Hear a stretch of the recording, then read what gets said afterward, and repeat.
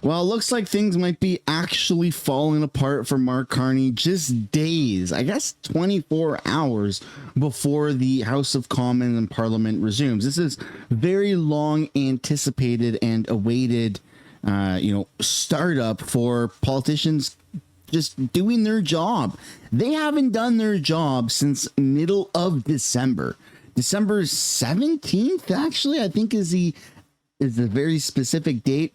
Kind of crazy. I feel like a lot of people are on the side of if they're not in the House doing their job, then they should be either on reduced pay or no pay at all, because the world or Canada and Canadians are paying for politicians a lot of money to not do anything, which is absolutely insane, which also is something that Pierre Poilievre was kind of campaigning on. Part of his promise was they're going to work straight through the entire summer, get back to work right away, and basically not take really any breaks, which would have been phenomenal, but that's not the case. Welcome back to the channel. Welcome back to another video, everybody. Before we get into it, I do want to encourage y'all to hit the like button and subscribe if you haven't yet already. It does really help grow the channel. I don't just say it to be annoying. We've got a lot to take a look at today. Oh my goodness. We've got Hamas protesters that are blocking food transportation from taking place in Canada, which is bananas. You also have a bit of an internal revolt for the Liberal Party. You've got Liberal MPs that are waiting to oust Mark Carney, which is kind of crazy, but not super surprised. You've got mainstream media bringing on podcasters as part of their new integration into their news, but there's a little bit of a spin on that. Then you also have what seems like Trump kind of ending, or at least pausing tensions on the war between Russia and Ukraine. So there is a whole lot to take a look at in this video, and I hope you stick around for the full thing. But before we get into the meat and potatoes of the content, I do have a message from today's sponsor. This video is brought to you by today's sponsor, Private Internet Access. If you're fed up with government censorship and the government tracking and then selling your data, well, boy, oh boy, do I have a fix for you. Private Internet Access, my go-to VPN,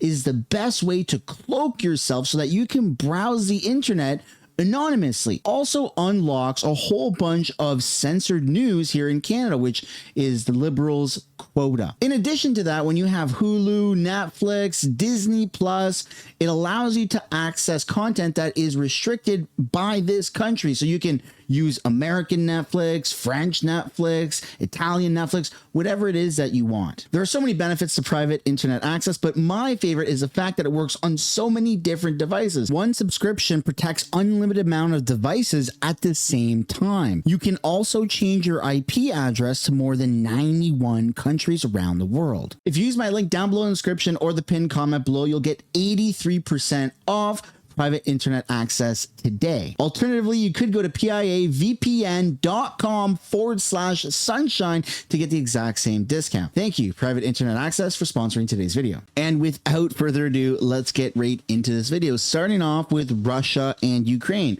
and how a lot of prisoners have now been transferred back to each other in an exchange. Here we go.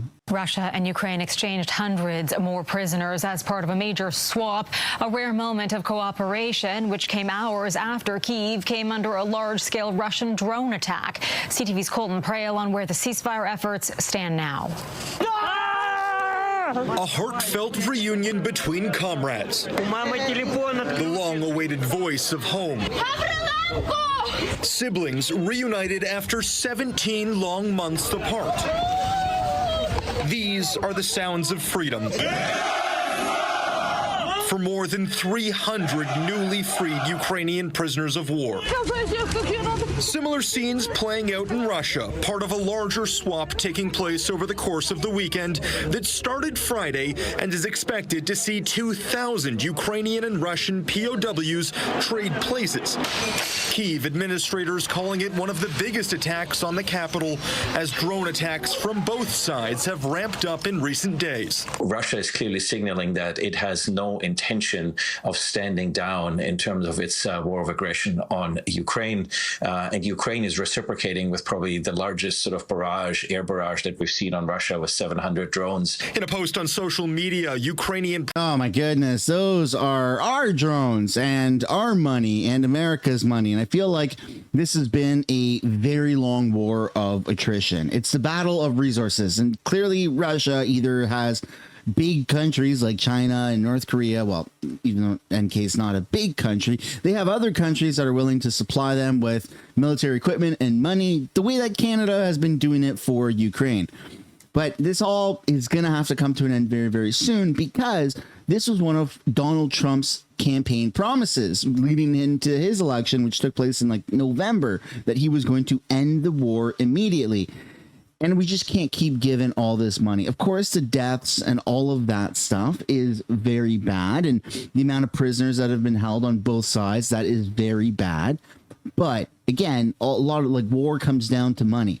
War goes forward when there seems to be big profit for it, and it stops usually when it's not profitable for anybody anymore. That's just how history goes. And it feels like it's no longer profitable for anybody anymore. And I just think that they're going to come to a resolution sometime soon. At least that's my naive, optimistic outlook. I'd love to know yours. But nonetheless, even if it doesn't come to an end quite yet, this big prisoner exchange is pretty monumental. So we're just gonna have to wait and see how this does play out. But now we're gonna shift away from war and talk about passport offices in Canada. I know, right? It's almost like they're related, said nobody. You have Justin Trudeau back during COVID. What he did is he had to add about 700 additional passport jobs to the offices in Canada because there was such a big backlog of passports. It used to take like 6 months, 7 months, 8 months, maybe I'm exaggerating, but it would take several months to get a passport. And as somebody who just went through this process with my entire family, like a month ago, 2 months ago, I can tell you that the passport process is pretty freaking fast right now. So we have a surplus of government workers working in passport offices.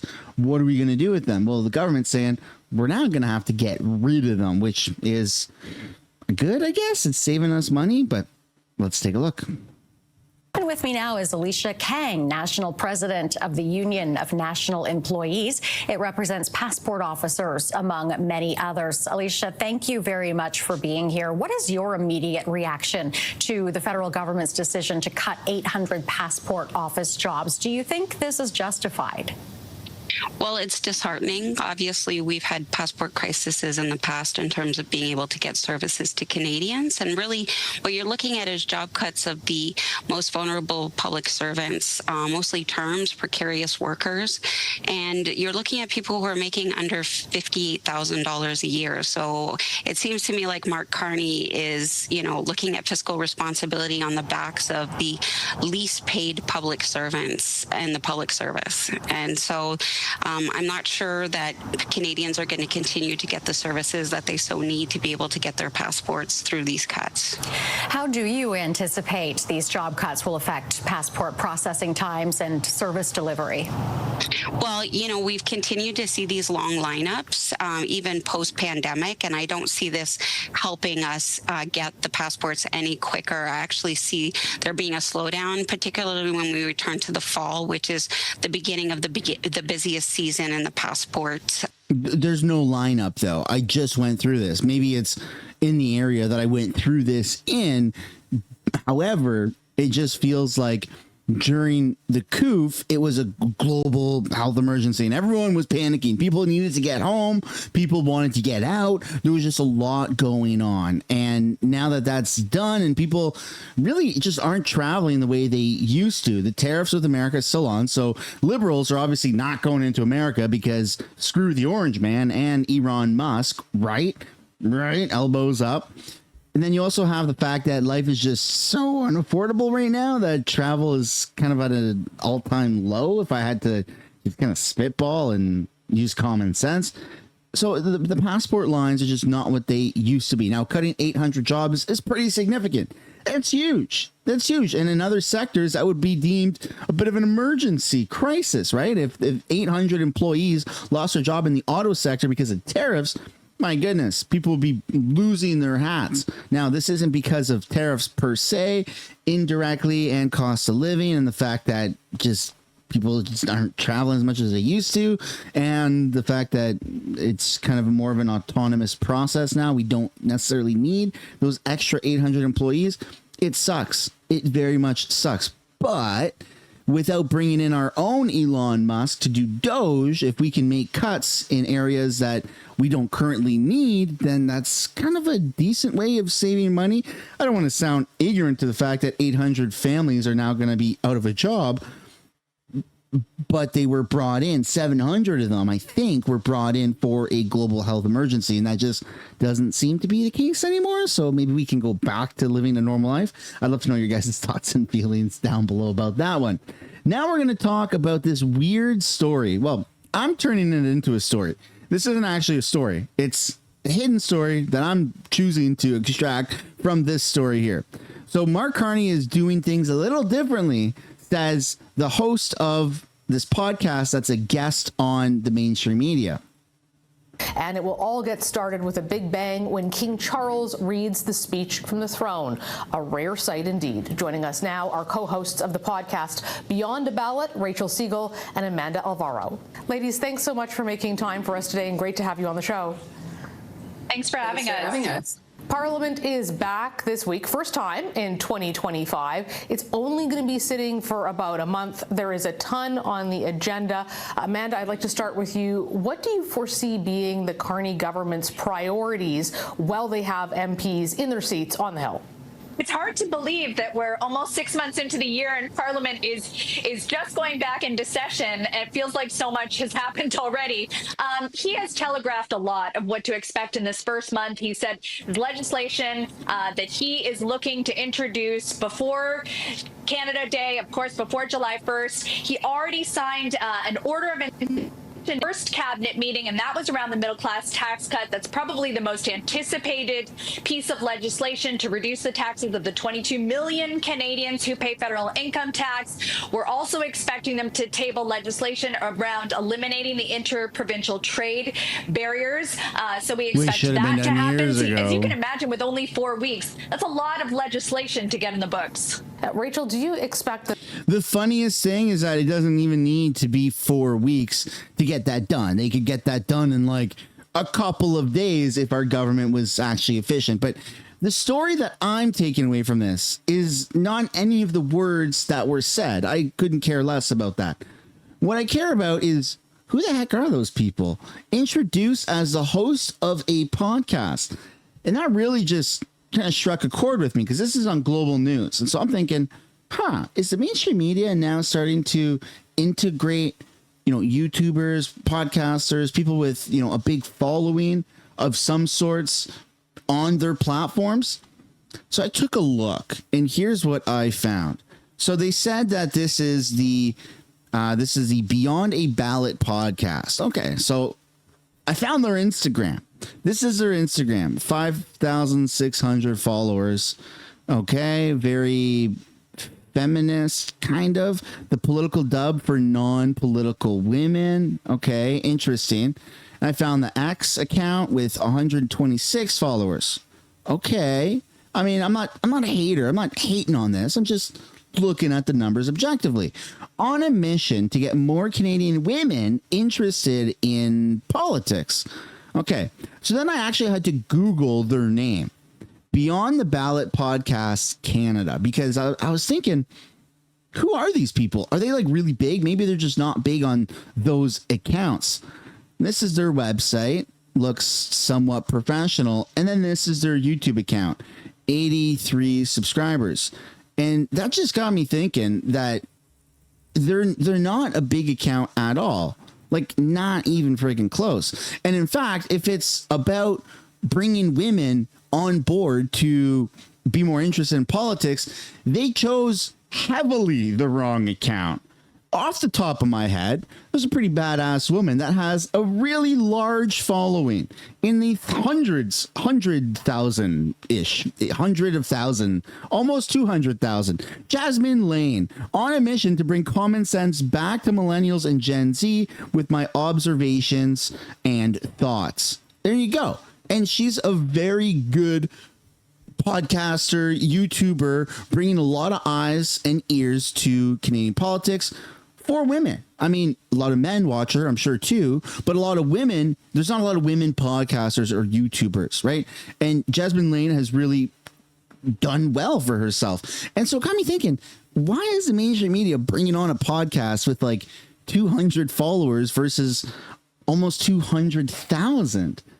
Jasmine isn't a right-wing conspiracy theorist. She's pretty centrist views. In fact, a lot of us YouTubers are pretty centrist views.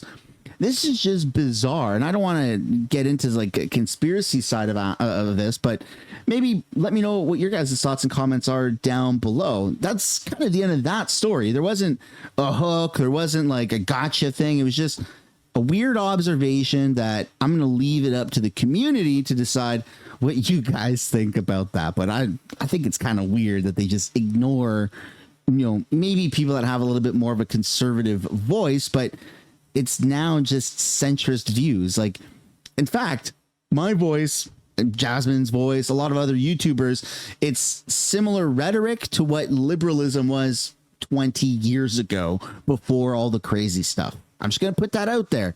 Kind of crazy how the mainstream media's gone so far further to the left that they just ignore our voices. Anyways, we're going to move on to something that's also kind of weird. You've got these Hamas supporters are blocking the entrance to Ontario Food Terminal to trucks in Toronto on the Queensway. Wow. This is getting to be still pretty intense.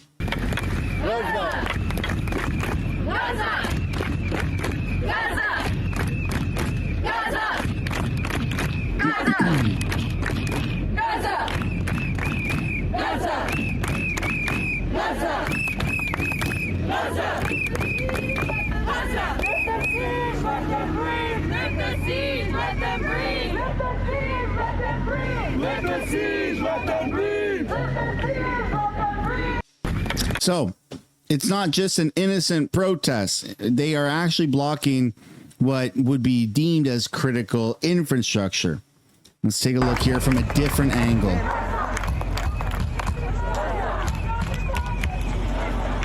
Look at all these trucks that are supposed to be doing their job. And they can't because the protesters are blocking them.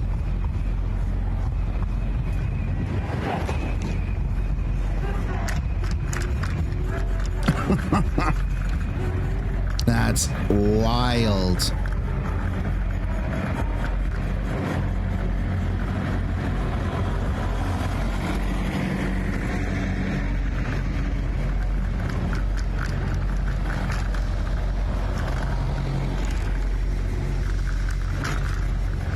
And the line goes on and on and on.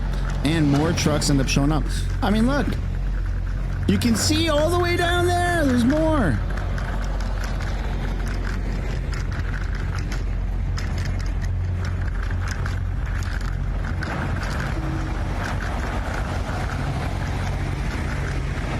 Oh my goodness. It just goes on. It goes so far back. It keeps going. It would have been faster and better quality if this cameraman took a scooter on the road. It's still going. Oh my goodness. That's insane.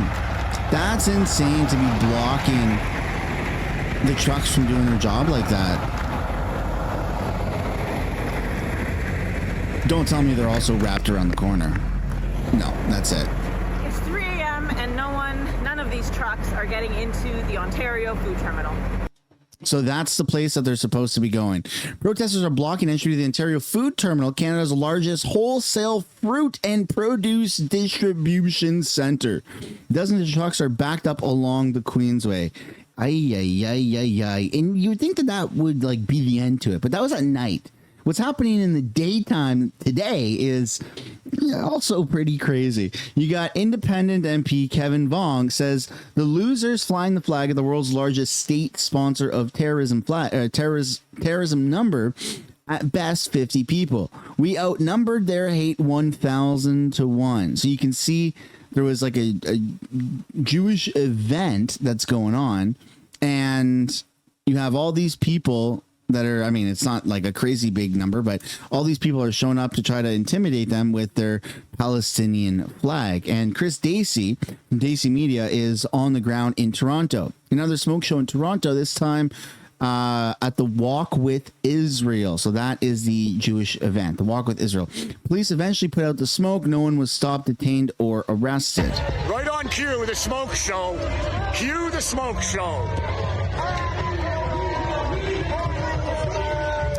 Wow.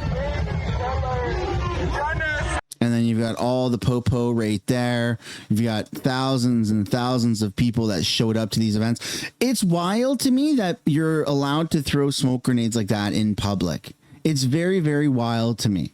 Like, I don't think you'd normally be able to do that. So I don't understand why there's still this, why there's still this like leniency specifically for this if this happened at any other protest, there would be, immediate arrests and people detained, right, for throwing smoke grenades, because you can't just do that in public. That's why you can't just buy them off the shelves. I don't know where they're getting them, but it's kind of weird. It's kind of weird that this has been going on for so long, and the only reason why the police are not cracking down on it the way they do with other protests is because of the race, the color of the skin. That's it. There would be just public outrage and cops would be called racist and whatever. There's no other angle that I can see, because they've broken a lot of laws that would have been penalized if it were other protests or other protesters. Kind of weird. I'd love to know your guys' thoughts and comments down below on that one. And to wrap up this entire, weird video, you've got this article that's put out by CTV about the fact that Liberal caucus to consider process of removing an unpopular party leader, implying that all of the MPs behind them that are in frame are basically waiting for the ability to remove Mark Carney. And there's no video attached to it. The only write-up is this tiny little article. So the meeting follows Liberal MP's roller coaster experience with former leader Justin Trudeau, who rejected calls from Caucus for him to step down before finally announcing his resignation a few weeks after his finance minister, Christian Freeland, quit in December. The caucus is expected to vote on whether to adopt the Reform Act for the first time, although that vote would not place Prime Minister Mark Carney in any danger anytime soon.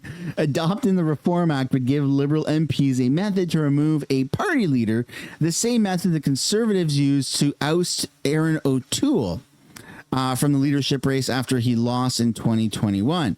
If adopted, it would mean just a fifth of the party's MPs could move to trigger a leadership review. But I think that the Liberals, they've got their ducks in a row now. Now that Trudeau is out, they're trying to rebrand themselves. They're doing immediate things for the country. And I'm not saying they're good things. I'm just saying they're doing immediate things. And it does feel like we're at least shifting away from the ultra progressive radicalization that Justin Trudeau brought to the table. He was the scapegoat. And I think towards the end, he knew in the last 6 months, he must have known that he was going to be stepping down at some time in the near future. And so he just decided to go crazy and unhinged and just tank the economy, tank the social aspect of this country, just ruin things to the best of his ability so that if and when somebody came in to replace him, it would look that much better for the replacement.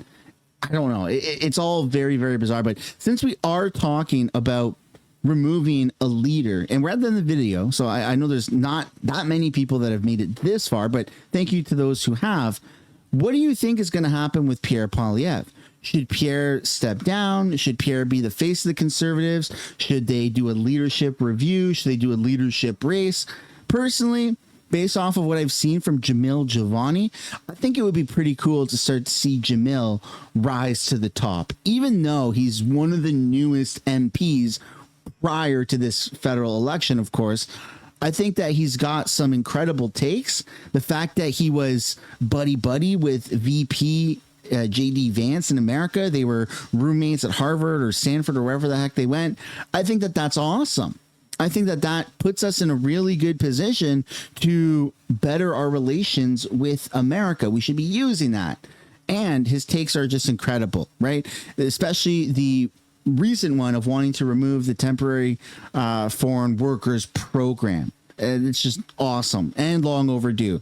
But again, he's the only conservative that has been openly talking about this. So we're just going to have to wait and see how this does play out. I do like Pierre a lot. I think he's done a tremendous job for the party. But at some point, the party has to decide on what is in the party's best interest moving forward. That's the end of the video, everybody. I hope you enjoyed it. If you did, it'd be super awesome for you guys to drop a like, subscribe to the channel, and I'll see you in another video. Bye for now.